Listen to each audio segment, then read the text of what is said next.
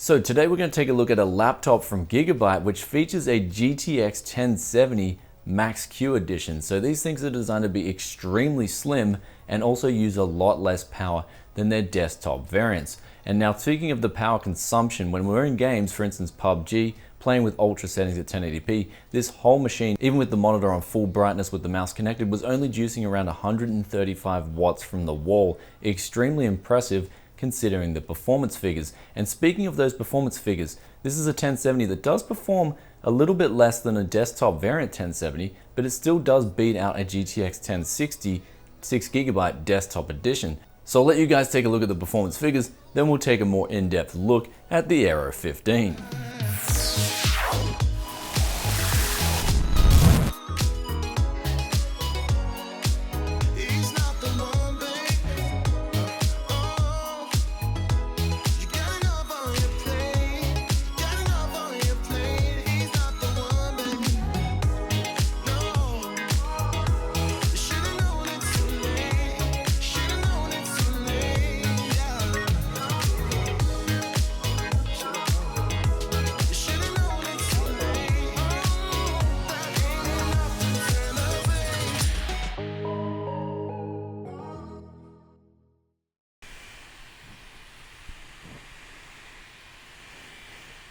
So the Aero 15 does perform really well with the i7 7700HQ. It turbos up to 3.8 GHz on a single thread, and also with its multi-core performance, you get 3.4 GHz. So in a Cinebench run, it did score quite high, getting in the 700 point range, and also when you're going to use this for rendering videos, it will do an absolutely fine job, as the temperatures measured on this CPU in a stress test went up to around about 80 and then closing in on 90 degrees, even when gaming. So this is acceptable for a laptop like this. Keep in mind this is in 28-degree ambient temperatures, and also the ventilation at the top and rear of the laptop is doing a great job of exhausting hot air, so it's not going to come near your face or blow on your face like some other laptops I've tested in the past.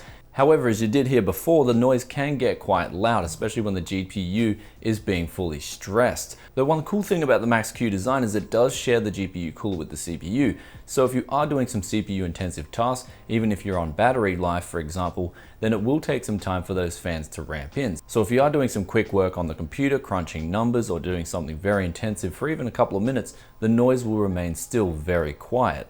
Though more into the hardware side of things, taking off the backplate reveals 2 slots for DDR4 memory, SO-DIMM. It comes with 2 8GB sticks in this case. You can upgrade this to 2 16GB sticks for a total of 32, and I believe there may be another edition of this laptop that comes with a single channel 16GB stick. I'd probably prefer that, as if I got something like this personally, I'd love to use it for video rendering on the go and also playing some games if I got some free time. The monitor itself is an NVA panel, 1080p 60Hz. It's got great viewing angles and it looks very good. It also features the X-Rite color calibration. Now, X-Rite are a company that do make color calibrators for monitors, so if it's calibrated by them, then you know it's going to perform very well if you need color accuracy from the get-go as soon as you open this up. So if you may have seen with some of the shots already, the Aero 15 packs an extremely thin bezel. It's actually probably the thinnest bezel I've seen on a laptop to date. And Gigabyte states that this enables the Aero 15 to perform and function more like a 14-inch laptop, but with that bigger screen. And when I compared it to the Alienware laptop that I picked up for $50 here, it does come in close to the size, though not exactly as small as a 14-inch laptop. Though speaking of the dimensions, the depth is 22mm high, and this is because of that Max-Q design. You get a very thin laptop, and of course it's 350mm long by 250mm tall, so it is quite a small laptop for its features. You do get an all-alloy construction on the body as well. There are some bits of plastic around the memory card, for example, but for what it's worth, most of the laptop body is constructed from alloy. Does give it a very good finish and also a very sturdy feel. Now, when we're looking at the weight of this unit, 2.2 kilograms, and also the adapter itself, 450 grams. So if it's one thing to focus on when it comes to positives on a laptop, it's the size and the power, and this thing has it both, though also the adapter itself is very thin and small too. It's a 150 watt adapter. It also has its own little port for charging USB devices, which is very handy too. Has an LED indicator light as well to let you know when the device is charging and it's on. And also with that, it's very lightweight, coming in at 450 grams, as I said before. So carrying this thing around in total, 2.6 kilo roughly, and that's great for travel if you need to keep the weight down. Now another impressive thing about this laptop is it does come included with a 512GB Samsung SM961 NVMe SSD. There is another slot too for another NVMe SSD if you want to double up on storage or just get another backup for editing videos. However, with that said, the performance on this thing is extremely impressive, over 2,500 megabytes per second in reads. Writes were over 1,500 megabytes per second. The AS SSD score was very impressive too, though keep in mind, one thing I'll have to critique about this is out of the box, these settings slowed down the write speed, so you will have to turn off that buffer flash caching in the options if you want to speed this thing up, which I highly recommend as you're missing out on some big write speeds, which are of course important if you need to do very intense writes.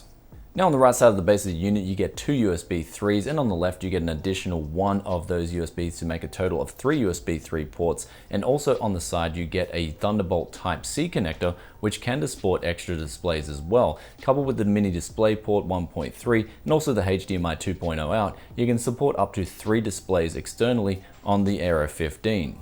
And there's also a handy SD card reader included, and right below the monitor and above the keyboard, there is a 1080p HD web camera with a sensor next to it too. So very odd position for a web camera, though it did work pretty well in practice and did give out quite a decent picture. So it is good for doing Skype calls or business calls, though you will get an angle that's kind of looking up at your nostrils. And below that is the power button, and also another very important feature of the Aero 15, and that is the keyboard, which is RGB backlit, and you can change the speed combinations, individually backlight the keys, assign macros as well, and even control things like fans from the keyboard itself with the Fusion software. So the Fusion software is very feature packed, but you can also change the brightness too, and it is extremely bright for a laptop keyboard. I actually like the neon color combination the best, and of course the static yellow looked pretty cool as well. Though when it came to typing on this thing, the scissor type switches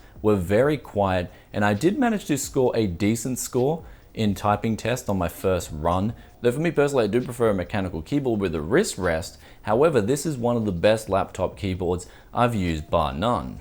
And although the keyboard is quite good, below that is the sensor pad, which has really good sensitivity, and it's sort of like an all integrated left and right click and movement in one, though I did have a difficult time using this with 2 different fingers. I do prefer the buttons to be segregated from the actual main movement sensor. And with the movement sensor itself, when you do set the option to plug in a mouse, it does keep active, so it is annoying to type on if you're using it with a mouse and keyboard style using the laptop keyboard.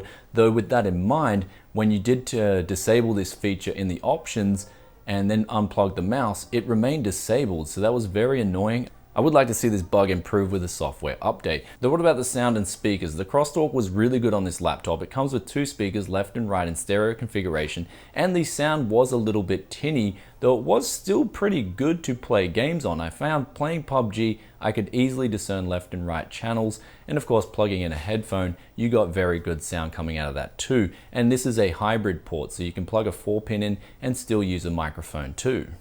And now the last feature about the Aero 15, which is quite impressive, is the battery life. It features quite a big 94 watt hour battery that if you take off the back of the case, you can see actually how thin and how wide it is. And this does a very good job of keeping the Aero 15 powered on battery for around about 3.5 hours if the brightness of the screen is on the lowest setting. However, upping the brightness to the maximum setting, I only managed to get about 1 hour and 20 minutes of battery life. And on both these tests, I was watching movies, and charging the battery itself takes a few hours, and it does use about 50 watts from the wall.